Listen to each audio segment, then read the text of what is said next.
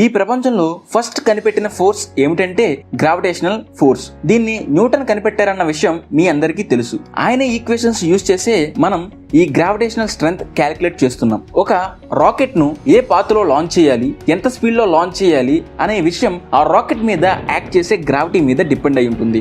అలానే ఒక శాటిలైట్ ను ఎర్త్ ఆర్బిట్ లో ప్లేస్ చేయాలి అని అంటే దానిపై యాక్ట్ చేసే గ్రావిటీ ఎంత అనే విషయం తెలియాలి. అలా తెలిస్తేనే దాన్ని మనం ఈజీగా ఎర్త్ ఆర్బిట్ లో లాంచ్ చేయగలం. ఈ వీడియోలో మనం న్యూటన్ పాయింట్ ఆఫ్ గ్రావిటీలో ఉన్న ప్రాబ్లమ్ ని ఐన్స్టీన్ ఎలా కనిపెట్టారు, అలానే ఎర్త్ ఆర్బిట్ చుట్టూ తిరిగే శాటిలైట్స్ ఎర్త్ మీద పడిపోకుండా ఎలా తిరుగుతున్నాయి అన్న విషయం తెలుసుకుందాం.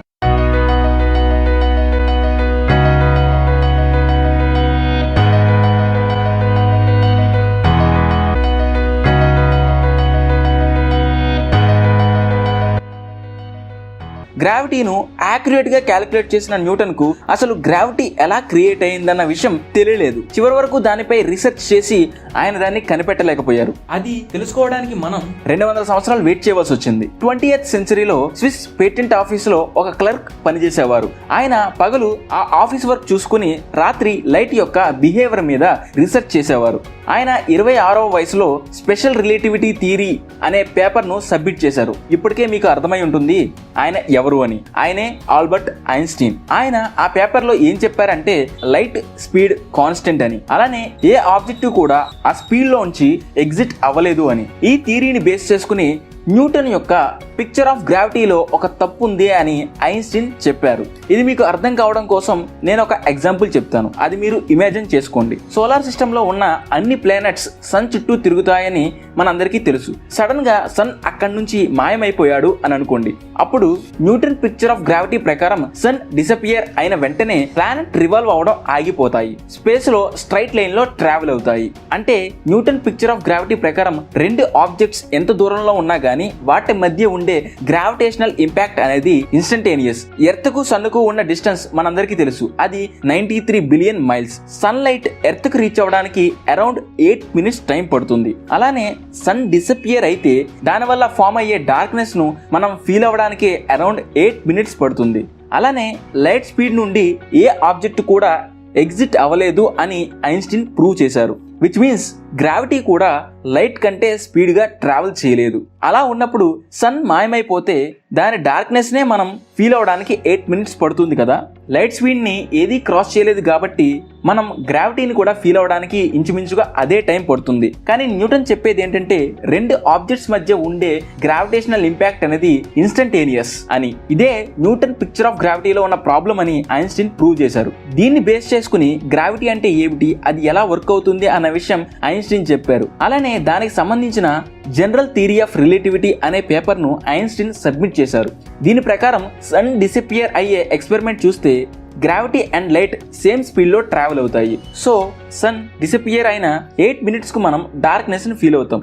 అలానే డార్క్నెస్ ను ఫీల్ అయిన తర్వాతే ఆ ప్లానెట్స్ రివాల్వ్ అవ్వడం ఆగిపోయి స్ట్రైట్ లైన్ లో మూవ్ అవుతాయి. అసలు ఐన్స్టీన్ గ్రావిటేషనల్ ఫోర్స్ గురించి ఏం చెప్పారో చూద్దాం. Einstein general theory of relativity ప్రకారం మనం నివసిస్తున్నది 3 డైమెన్షనల్ వరల్డ్.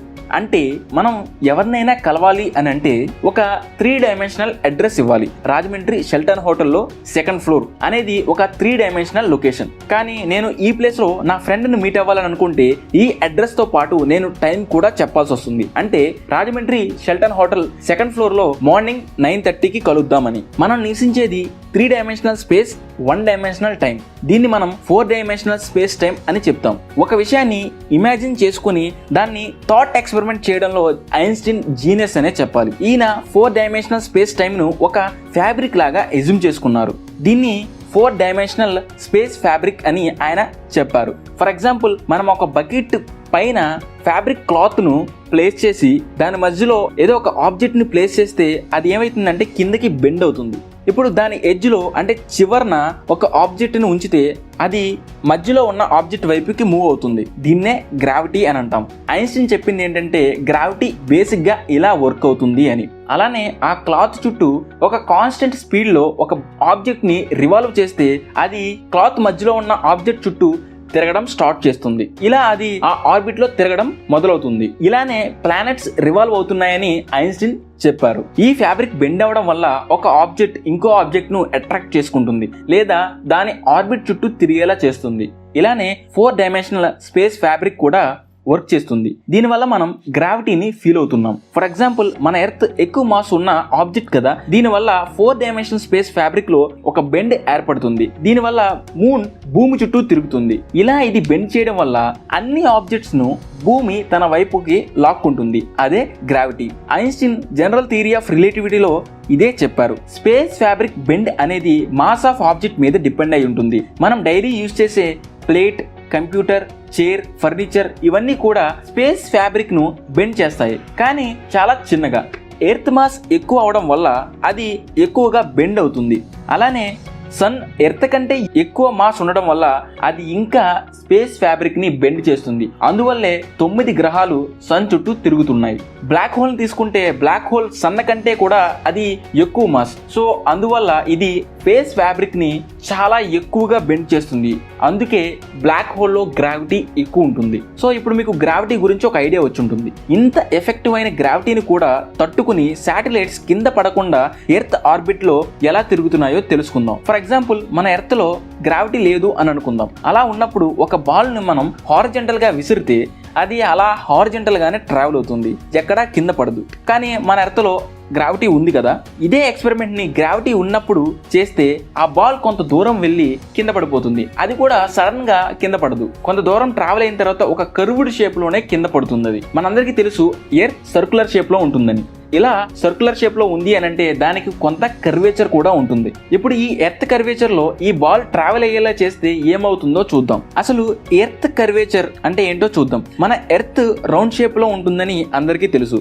ఈ రౌండ్ షేప్ యొక్క స్లోప్ చూస్తే అది 8000 మీటర్స్ కు 5 మీటర్స్ బెండ్ అయి ఉంటుంది. మీరు 8000 మీటర్స్ స్ట్రైట్ గా చూస్తే 5 మీటర్స్ బెండ్ లో ఉండడం మీరు గమనించవచ్చు.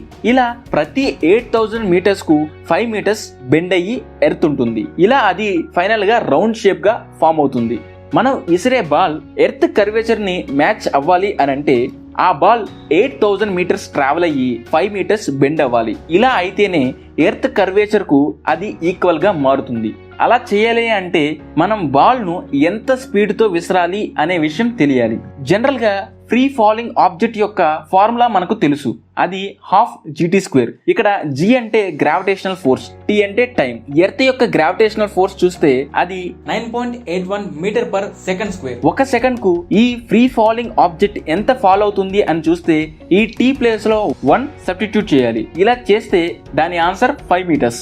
అంటే ఒక ఫ్రీ ఫాలింగ్ ఆబ్జెక్ట్ మన ఎర్త్ గ్రావిటీ వల్ల ఒక సెకండ్ కు 5 మీటర్స్ కిందికి పడుతుంది. మనం విసరాలనుకునే బాల్ 8000 మీటర్స్ ట్రావెల్ చేయాలి, అక్కడ 5 మీటర్స్ కిందికి పడాలి. మన గ్రావిటీ ప్రకారం ఒక సెకండ్ కు 5 మీటర్ కిందికి ఫాలో అవడం వల్ల మనం విసిరే బాల్ ఒక సెకండ్ కు 8000 మీటర్స్ ట్రావెల్ చేయాలి. అంటే 8 కిలోమీటర్స్ పర్ సెకండ్ అది ట్రావెల్ చేయగలిగితే అక్కడ సెకండ్ కంప్లీట్ అయింది కాబట్టి అక్కడ నుంచి 5 మీటర్ కిందికి ఫాలో అవుతుంది. ఇలా అది ఎర్త్ కర్వేచర్ కు మ్యాచ్ అవుతుంది. మనం విసిరే ball speed 8 kilometre per second ఉండాలి. ఇలానే అది మెయింటైన్ చేస్తే, అంటే ఎక్కడా కూడా స్పీడ్ తగ్గకుండా 8 కిలోమీటర్ పర్ సెకండ్ లోనే అది మెయింటైన్ చేస్తే అది ఎర్త్ కర్వేచర్ లో తిరుగుతూ ఉంటుంది. నథింగ్ బట్ ఎర్త్ ఆర్బిట్ లో అది తిరుగుతూ ఉంటుంది. దీన్నే మనం ఆర్బిటల్ వెలాసిటీ అని అంటాం. ఇప్పుడు నేను చెప్పిన ఈ 8 కిలోమీటర్ పర్ సెకండ్ అనేది లోవర్ ఆల్టిట్యూడ్ లో అయితే, హయ్యర్ ఆల్టిట్యూడ్ లో అంత స్పీడ్ అవసరం ఉండదు. ఎందుకంటే పైకి వెళ్లే కొద్దీ గ్రావిటీ తగ్గుతుంది కాబట్టి. For example, ISS and moon, ఈ రెండింటిని కంపేర్ చేసి చూస్తే ISS వచ్చి 180 మైల్స్ ఆల్టిట్యూడ్ లో తిరుగుతుంది. 180 మైల్స్ అనేది లోవర్ ఆల్టిట్యూడ్, అందుకని దాని యొక్క స్పీడ్ 7.8 కిలోమీటర్ పర్ సెకండ్ లో ఉంటుంది. అంతకంటే తక్కువ అయితే అది ఎర్త్ పై పడిపోతుంది. అదే మూన్ చూస్తే 240,000 మైల్స్ దూరంలో ఉంది. ఇది హయ్యర్ ఆల్టిట్యూడ్, అందుకని దీనికి orbital velocity 1.03 kilometre per second ఉంటే చాలు. దీనికంటే కనుక అది తగ్గితే అది ఎర్త్ లో పడిపోతుంది. ఆర్బిటల్ వెలాసిటీ అనేది కంప్లీట్ గా ఆల్టిట్యూడ్ మీద డిపెండ్ అయి ఉంటుంది. మనం ముందు బాల్ ఎక్స్పెరిమెంట్ చూస్తే ఇది ప్రాక్టికల్ గా పాసిబుల్ అవ్వదు. ఎందుకంటే ఎర్త్ లో అట్మాస్ఫియరిక్ ప్రెజర్ ఉంటుంది. ఆ బాల్ పై ఈ అట్మాస్ఫియరిక్ ప్రెజర్ యాక్ట్ చేస్తుంది. ఇలా యాక్ట్ చేస్తే దీని స్పీడ్ కొంచెం కొంచెంగా తగ్గిపోతుంది. ఎప్పుడైతే స్పీడ్ తగ్గిపోతుందో బాల్ కింద పడిపోతుంది. స్పేస్ లో అట్మాస్ఫియరిక్ ప్రెజర్ ఉండదు, కానీ ఎర్త్ గ్రావిటీ పుల్లింగ్ ఉంటుంది. అట్మాస్ఫియరిక్ ప్రెజర్ ఉండదు కాబట్టి ఆ శాటిలైట్స్ కాన్స్టెంట్ స్పీడ్ లోనే తిరుగుతాయి. అందువల్ల అవి కింద పడవు. సో ఈ వీడియో మీకు అర్థమైంది అని అనుకుంటున్నాను. ఈ వీడియో కనుక నచ్చితే లైక్ చేయండి, మీ ఫ్రెండ్స్ అండ్ ఫ్యామిలీకి షేర్ చేయండి, అలాగే తప్పకుండా ఛానల్ కి సబ్స్క్రైబ్ అవ్వండి.